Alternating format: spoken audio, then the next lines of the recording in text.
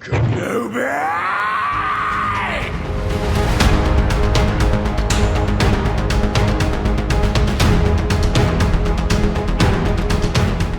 Hey guys, and welcome back to Battlefront Updates. The Felucia update, or the Cooperation update as it's officially called, is finally here. And I've already uploaded some Commando and Felucia gameplay on my channel if you haven't checked that out already with Capital Supremacy.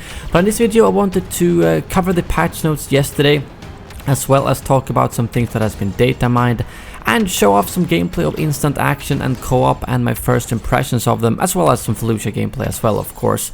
So first of all, well, you probably saw the intro, the Kenobiii emote was data mined by Mophead, as well of course as the Farm Boy skin, which is currently shown in the menu when you boot up the game. So that emote is probably my favorite in the game so far, and I'm excited to get that unlocked during the actual community quest later in October. So, well, Sam Witwer really put his effort into that emote, that's for sure. And I'm glad they made it into an emote and not just into a standard voice line. As for the co-op and instant action gameplay you're seeing in the background, the instant action gameplay is actually on the hardest difficulty, and I didn't find it to be that challenging. As you can see, the AI weren't that good. They could shoot pretty well when you get very close to them, but from medium to long range they're really easy to take out. And I wish there would have been more heroes. I played for quite a while and I only found one Bosk. I'm not sure if the heroes are specific to planets or not, but I did find Bosk twice on Felucia, and he basically stood there and died and didn't do much. So I'd love to fight heroes a bit more in there to see how feel how the AI actually is. But it was a good way to just get in there if you want to mow down enemies, and I think instant action isn't really made for me. It's made for the people who might struggle with multiplayer, so I'm not the key audience for instant action, simply put. However, co-op was actually a lot more challenging than I expected. I thought you would just steamroll through that, but we actually got stopped quite a few times trying to capture the enemy command posts here on Naboo. And it wasn't until we racked up all the heroes that we started doing really well. And it feels like co-op might be more for those of us who actually enjoy multiplayer. And I think it would be quite a nice challenge to try and finish these missions without using the heroes, because the heroes really made a huge difference since the enemies were kind of clumped up together. So using Grievous was really effective and fun.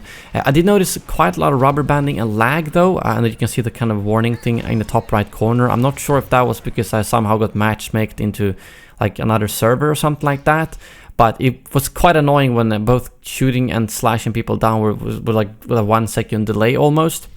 So I hope that's just like a temporary thing now that the servers just got up. But overall I quite enjoyed it, and I think it was fun that you could also level up all the heroes and so on a lot faster than in multiplayer.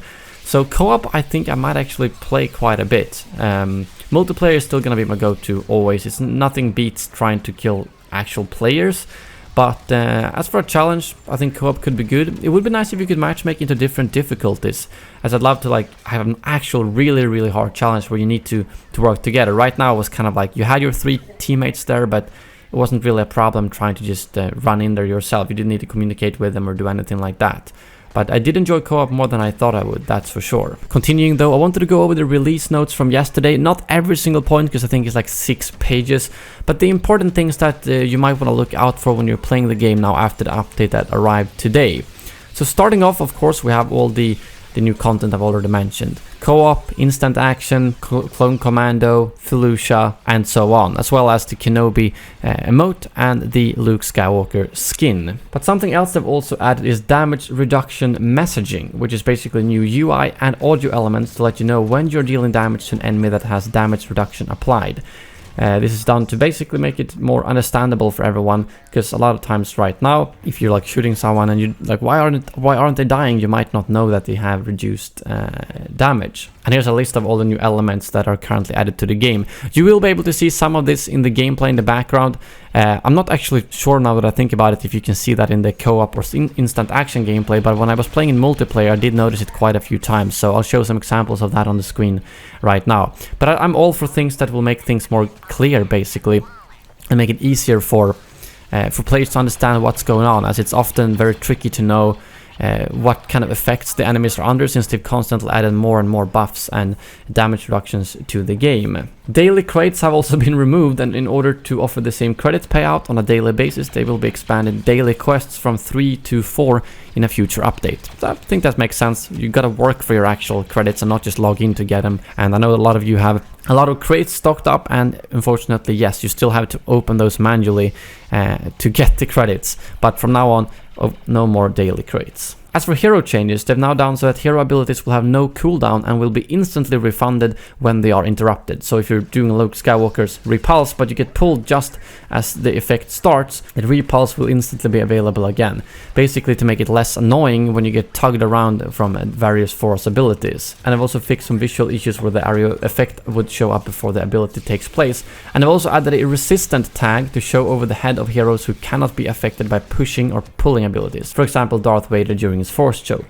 And the health bonus from the officer's battle command, Yoda's presence and Finn's big deal should not stack anymore, and they will prioritize Finn or Yoda's effect as it's bigger over the officer. So if you have the officers and Finn or Yoda buffs, it will remove the officer buff and give you the Finn or Yoda buff, but not the other way around. Intro voice lines for heroes are now triggering in multiplayer as well. It used to be only in arcade. As for lightsaber heroes, they've done some fixes there, both in terms of visually for the deflect animations, they reduced the risk of rubber banding when deflecting a lightsaber attack, updated staggers to give more control to the player being attacked, and adjusted all lightsaber heroes' dodge timings in order to let them move after the dodge animation earlier. So overall, the lightsaber combat should hopefully feel a bit snappier in this patch. I haven't tried out any lightsaber on lightsaber battles yet, so I'm not entirely sure. But then we'll move on to the individual heroes. Boba Fett's jetpack fuel is now more consistently shown, and it fixed an issue where the death from above star card would happen without having to activate a rocket barrage ability. Fixed an issue where you couldn't dodge Vader's force choke, as well as a text issue on one of his star cards. And they reduced the camera shake caused by Emperor Palpatine's lightning attacks. And then a VFX fix for Kylo Ren, animation fix for Darth Maul's spin attack, VFX fix for Grievous, and then for Phasma they've now done so you can actually pick up the sentry droid. This will make it a lot easier to relocate with Phasma, which I think is really good, as right now when you put it down, you kind of lock down to that area, but now you will actually be able to pick it up and go somewhere else and put it down. And fix the issue where Rey's dash strike would completely deplete the stamina of lightsaber heroes. Thank you very much for that. And then some nerfs to Yoda and his presence ability. The bonus health will be on troopers have been reduced from 100 to 70 and from 200 to 150 on heroes. And they reduced the delay until the health starts depleting from 10 to 8 seconds. Yoda's dash attack damage has been reduced from 130 to 85, which is actually a quite significant nerf, and I'm not sure if that was required. Like 85, that's really little for a dash attack, so I'm not sure if I agree on that, but I guess we'll see. And then also some visual fixes to him as well. And they've changed the animation of Obi-Wan's defensive rush, as well as made so that his defensive rush will not deplete all the stamina like Rey's dash attack. Star card fix on Anakin, as well as a bug where his passionate strike would keep doing damage after he died. That has also now been fixed. And lastly, as for heroes, Aiden's alt fire recharge time has been increased from 2 to 2.3 seconds. That's quite slight nerf, but might still be good, as I know how much I used to spam the secondary fire, as it's just really effective at taking out enemies, simply put. They've also added extraction to the strike rotation, which I think is really good, because both strike and extraction were quite, not very populated game modes, and extraction really fits in the strike rotation, so I think that was a good call by them. Although I do still prefer extraction over the strike, I think extraction has kind of been left in the dark with no heroes and whatnot, so unfortunately it's not as fun as in the first Battlefront game. But I'm glad they added it to strike to make it a bit more populated. And then various bug fixes for capital supremacy and heroes versus villains. And for arcade, they've increased the credit payout between rounds from 200 to 250, and the maximum payout per day has been increased from 1,500 to 3,000. So I think this is maybe because co-op and instant action gives you some credits. They want to bump up arcade a little bit to be on the same level. Also a bunch of minor changes to the maps like every patch. You can see the full list in the description below as always. Nothing in particular here that I noticed that's a big change. And then various bug fixes for the different reinforcements for some star cards and similarly. And if you go over to vehicle changes, they have tweaked the damage values for the speeders to prevent from possibly killing heroes in one shot. And as far as I understand, it's basically the laser barrage that they have tweaked, meaning that you can no longer line up the perfect shot and kill them. I thought that was a pretty fair way, to be honest, because landing a full barrage with the fairly bad control, so the speeder was not that easy, and it's not that hard to dodge either. I was happy just that they removed the one-shotting from actual impact, but oh well. I guess it's still not something you should be able to one-shot, so maybe it's fair, especially considering the price of the speeders. and then a couple of more bug fixes for the various vehicles. Again, the full list of all changes will be in the description below if you're interested in reading into all the details, but I think I covered all the important stuff in this video. But yeah, I'm curious, what do you guys think about the new update? The co-op Felucia, instant action, the Clone Commando? Please let me know in the comments below. Thank you very much for watching, and as always, may the Force be with you.